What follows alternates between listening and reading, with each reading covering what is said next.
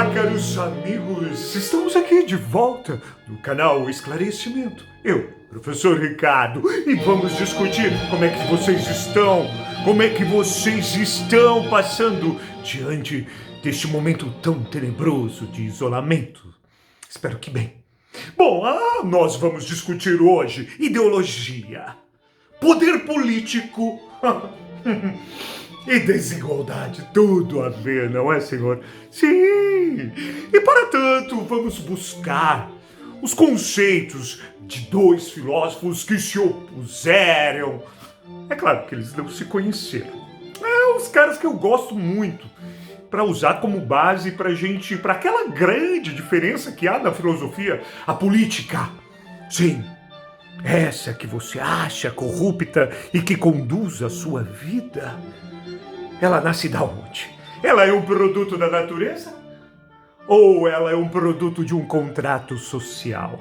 Você escolha, vontade humana, porque é aquilo que é da natureza. Nascimento, morte, por exemplo, você não tem escolha. Você não escolheu nascer. E talvez você não escolha morrer. Mas isso, independente da sua vontade, acontecerá. Contrato social não, você pode exercitar sua vontade, diferentemente daquilo que acontece na natureza propriamente, entendeu? Bom, diante disso, temos essas duas grandes figuras dentro da filosofia política. Aristóteles, que vai dizer, olha, você, para ter nascido, você nasceu de um ato sexual, esse ato sexual nasceu de uma sociedade de dois seres, portanto, não existe o indivíduo. Não fica pensando que você é autodependente ou independente. Você precisa de alguém. Você só existe porque uma sociedade inteira de seres existiu antes de você. Portanto, você não é um indivíduo.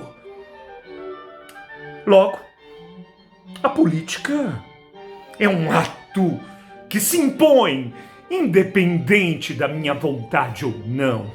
A ordem política, o homem é, o ser humano é este politicon, animal politicon. Aristóteles gostava desse cara e algumas coisas, porque ele também é bastante ideológico. Depois temos Hobbes. Hobbes vai dizer, não, você nasceu que nem capim por aí. E você é um indivíduo. E os indivíduos têm os mesmos interesses. E à medida em que os indivíduos têm os mesmos interesses, eles lutam para impor os seus interesses. Essa luta, o lobo contra o homem-lobo do homem, vai gerar uma guerra de todos contra todos. A natureza não tem ordem. A natureza é a força. E no meio da força, as relações, quando elas se dão pela força, elas geram violência. E diante da violência, você sente insegurança. Diante da insegurança, você tenta resolver. E diante deste mundo marcado por sem regras, sem um soberano para determinar a ordem do mundo, bom, vamos fazer um contrato social e entregar a nossa liberdade da natureza, a um soberano. E então, à medida que nós abrimos mão da nossa liberdade individual e passamos a viver dentro de regras, costumes, leis estabelecido por um contrato social, e este contrato social vigiado pelo soberano, o Leviatã. Bom, funda-se assim a política. Então, para Aristóteles, a política é um dado... vocês estão cansados de saber disso. É um dado natural. Independe da nossa vontade. Segundo Hobbes, por sua vez, não. A política é uma escolha. Você escolheu viver nessa sociedade. Se você quiser, vai viver na floresta, cara pálida, bem sozinho, e vai ver se você vai gostar. Certamente não. Alguns possam até gostar. Bom, diante dessa ideia, a política, então, ela se estabelece como um poder. Um poder que manipula a ordem social. Seja um poder vindo da natureza, seja um poder vindo do contrato social. E este poder vai fundar aquilo que chamamos de um Estado. uma ordem política institucionalizada. Este poder está institucionalizado. Alguém chegou, olha, Deus escolheu que eu vou governar vocês. E todo mundo caiu nessa carochinha, né? Como se Deus estivesse dando poder para alguém. E geralmente quando tem alguém no poder político, poucos são aqueles que têm algum grau de humanidade ou divindade. Geralmente são truculentos, bem como aquilo que Maquiavel dizia. São aqueles que amam a fortuna e tentam seduzi-la com sua virtude. Bom, o Estado se estabelece como uma ordem política.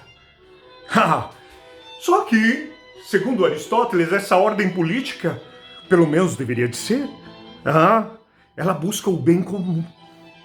O Estado, a política, a ordem social deve, ou pelo menos deve, buscar o bem comum, o bem de todos, cara pálidas. O grande problema que Aristóteles, no seu idealismo, não concebia é que alguns grupos vão lá e tomam poder, ou instrumentalizam o Estado, que é a representação do poder político.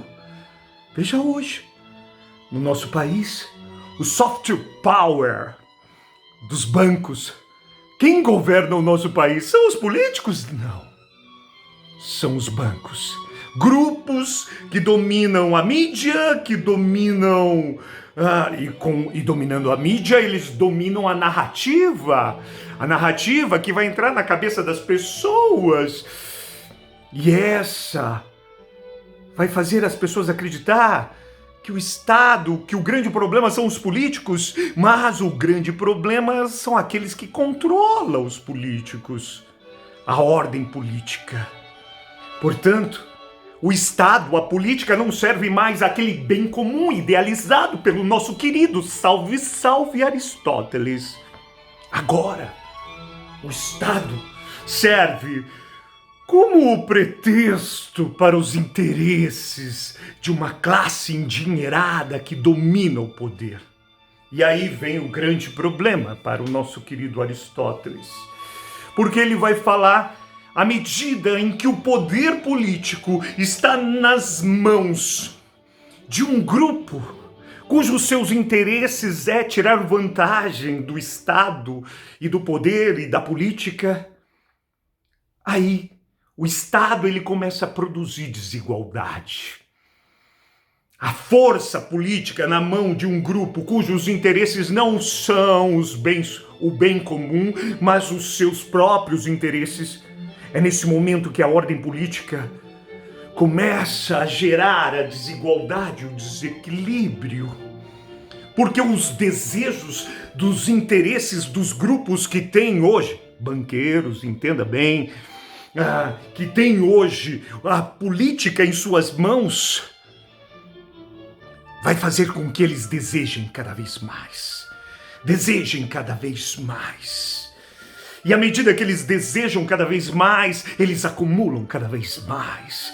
E à medida que eles desejam e acumulam cada vez mais, eles quebram aquele princípio fundamental de uma sociedade justa, segundo o nosso querido Aristóteles, que é dar a cada um o que é seu. E dar a cada um o que é seu para Aristóteles, ele tem um teor, não segundo a lei como é hoje, porque basta você ter a escritura, é seu. A lei vai te dar, embora você não precise daquele terreno. Você já está morando em uma casa, mas você quer mais. Você está pautado pela ideia de desejo. E então, aí a sociedade entra em doença. A desigualdade é a expressão, é aquilo que fere a equidade. E a equidade é a ideia do equilíbrio. É quando cada um tem o que é seu. Agora, quando alguém tem o poder de desejar mais do que é seu, e mais do que é seu é um conceito econômico, do que eu preciso para viver? De uma casa, de prato de comida para mim comer, um certo mantimento, roupa, algum lazer. Isso é dar a cada um o que é teu. No entanto, À medida que o poder político está na mão de um grupo cujos interesses são marcados pelos seus próprios desejos, e aqui Aristóteles, que tinha o cosmos e a natureza como referência a tudo. Bom, a natureza, ela está pautada pela necessidade. E a necessidade, depois que o leão devora o antílope, ele não vai sair correndo atrás de outros antílopes, porque ele está satisfeito. Sua necessidade foi feita. A necessidade, então, tem o seu fim.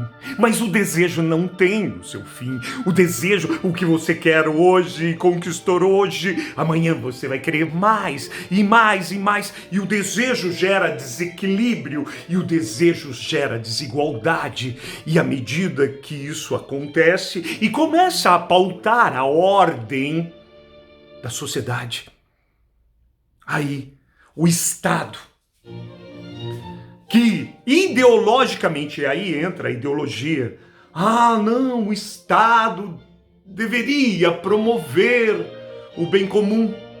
Por isso que a sua concepção, a concepção de Aristóteles, o Estado é uma ideologia, sobre o viés, inclusive, de Marx.